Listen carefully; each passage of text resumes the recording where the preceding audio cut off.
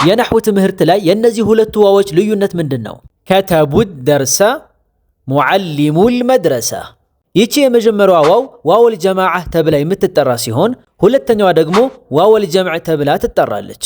ልዩነታቸውም አንደኛ ዋውል ጀማዓ ከፊዕል ጋር ብቻ የምትቀጠል ሲሆን ከፊዕል አልማዲ ጋር ትቀጠላለች። ዘሀቡ ከፊዕል አልሙዳሪዕ ጋር ትቀጠላለች። ለም የዝሀቡ ከፊዕል አልአምር ጋር ትቀጠላለች። ኢዝሀቡ። ዋውል ጀማዓ ግን ከስሞች ጋር ብቻ የምትቀጠል ሲሆን ከጀምዑል ሙዘከር ሳሊም ጋር ትቀጠላለች። አልሙስሊሙነ አልሙዓሊሙነ።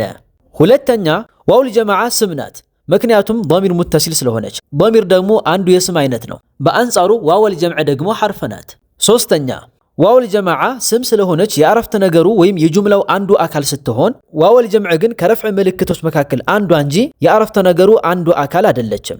ለዛም ሲባል ዋውል ጀማዓ በየትኛውም ሁኔታ የማትቀየር ወይም የማትጠፋ ናት። ለምሳሌ የዝሀቡነ፣ ለም የዝሀቡ፣ ለን የዝሀቡ በሶስቱም ሁኔታዎች ላይ ዋው አለች። በአንጻሩ ግን ዋውል ጀምዕ የኢዕራብ ምልክት ስለሆነች አንዳንድ ጊዜ ትቀየራለች። ለምሳሌ ሃኡላኢ ሙስሊሙነ፣ ረአይቱል ሙስሊሚነ። የመጀመሪያው ላይ ያለች ሁለተኛው ላይ የለችም።